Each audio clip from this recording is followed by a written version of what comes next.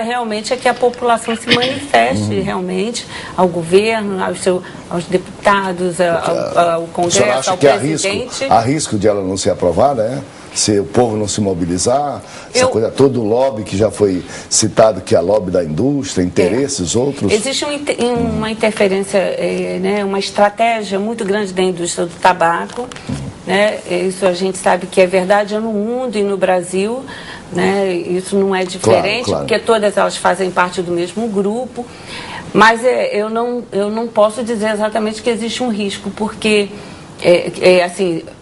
De que tamanho é esse risco?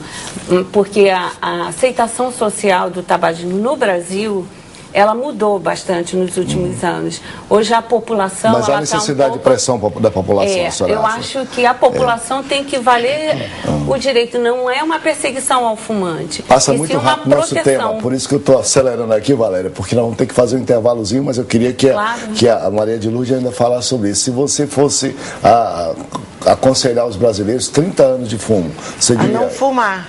Não fumar. Não fumar, mas também... é difícil. E pressionar o Senado. Exatamente. Disse aqui a Valéria que o Senado... Sim, mas aí ela está falando... para aprove a lei. Sim, para não fumar dentro dos ambientes fechados. Então eu acho que tinha que dar um jeito de acabar. Não estou acabando com a bebida, já não vai sair a bebida sem álcool. Então tinha que ter o cigarro sem nada. Nós vamos ter que fazer um intervalozinho e vamos perguntar aí ao Brasil todo que está nos assistindo e debatendo com a gente também se você gostaria, se você apoia, se você acha que essa lei deve ser aprovada. Ou seja, uma proibição 100% de fumo dentro de qualquer ambiente fechado. Não é? E também eu gostaria de ver aí se a gente coloca no nosso site aí, no nosso rodapé aí, um e-mail do Senado e telefones que a população toda e os nossos telespectadores já possam começar a mandar mensagem para os senadores dizendo, olha, essa lei ela vem em benefício da nossa saúde, da nossa família, deve ser aprovada porque político trabalha sob pressão também, não é? Vamos ao intervalo e a gente volta continuando aí com suas perguntas.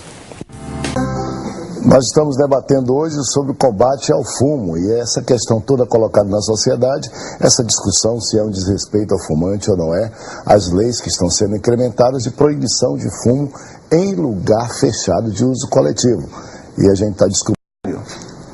Está provado que nos ambientes em que o fumante tem alguma restrição, ele consegue parar de fumar com mais facilidade, porque o foco deve ser sempre a parada de fumar. O fumo é considerado pela Organização Mundial de Saúde o pior problema de saúde pública do mundo hoje. Vício? Causa dependência? Não, independente é um vício, que a gente chama de uma adicção, né? O indivíduo fica escravo daquela droga.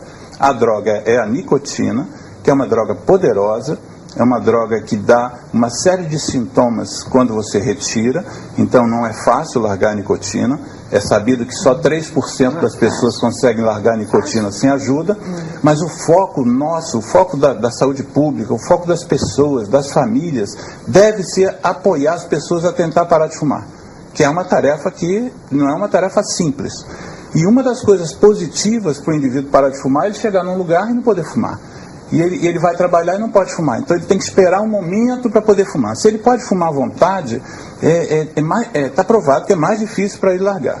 A outra questão é a seguinte, em muitos dos ambientes em que se fuma, sobretudo, por exemplo, em restaurantes, os trabalhadores daqueles ambientes não tem nada a ver com o prazer do cliente. Ele está ali trabalhando, e trabalhando 8 a 10 horas por dia, e fazendo muitas vezes um esforço físico que faz com que ele tem uma performance respiratória maior, ele tem que respirar mais fundo, porque ele está carregando aquelas bandejas, aqueles copos, ele respira mais fundo.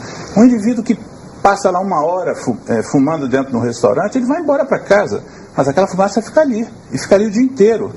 Então está provado, provou-se em Nova York, por exemplo, que é a primeira cidade que baniu completamente o fumo de qualquer ambiente fechado de uso coletivo, chegou-se à conclusão de que os garçons, os barmans, os cominhos, eles adoeciam, de todas as categorias profissionais, eles adoeciam mais que qualquer outra.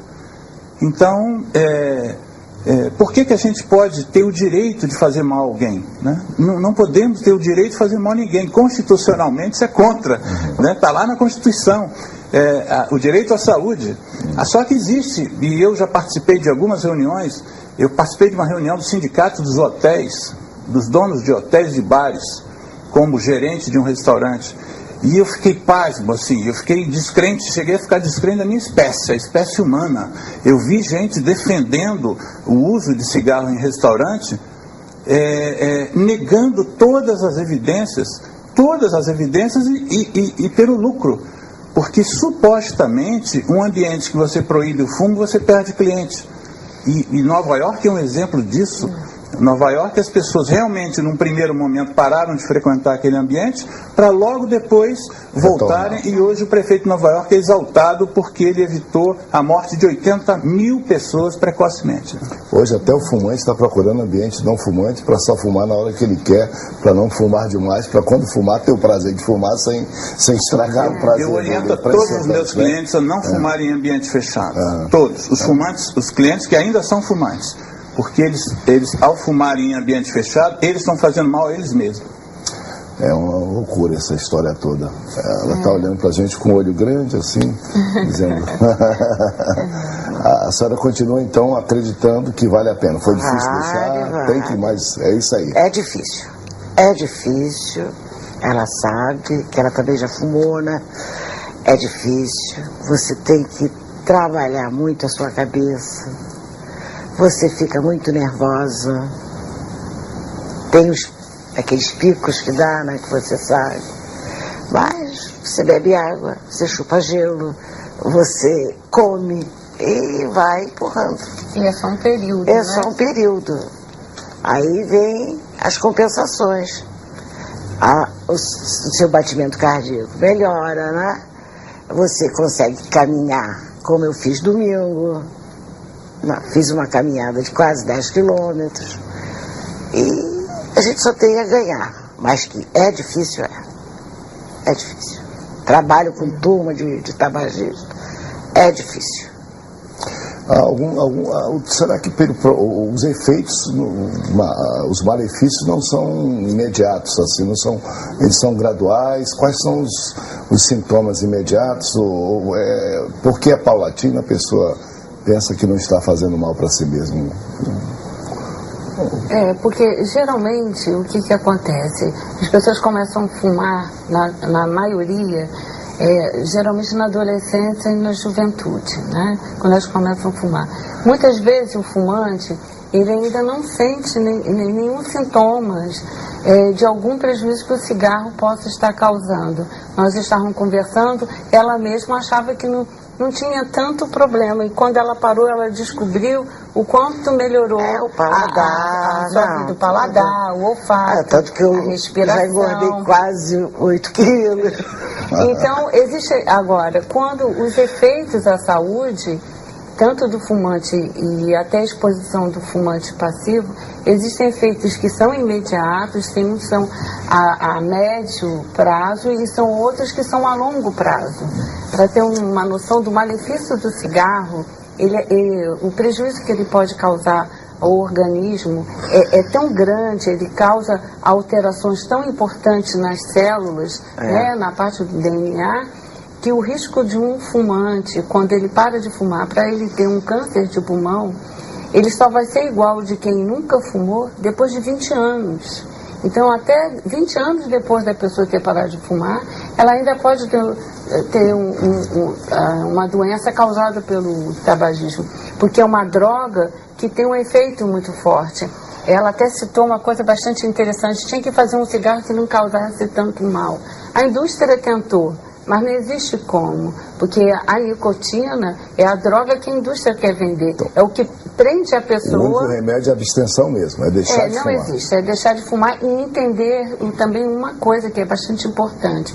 Uma vez que a pessoa começou a fumar regularmente, não existe nível seguro de fumo, né? Não adianta se você fuma 3 cigarros por dia, ou só fuma só nos finais de semana, ou se você fuma muitos cigarros, não tem nenhum nível de uso do tabaco que não vai causar mal. E é interessante saber que uma vez que você instalou essa dependência física no seu organismo, essa dependência é para o resto da sua vida. Então, quando você para de fumar, que é o que conseguiu a Lourdes, tem que estar sempre alerta, porque essa dependência à nicotina, ela vai continuar até o resto da vida.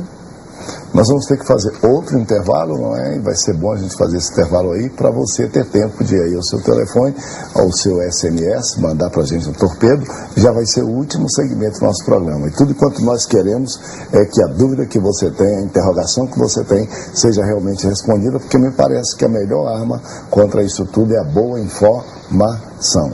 E é isso que nós estamos querendo aqui, com todos esses nossos convidados, doutor Alexandre Milagres, que se pudesse fazer milagres, faria, fazendo de todo brasileiro não fumasse, né, doutor?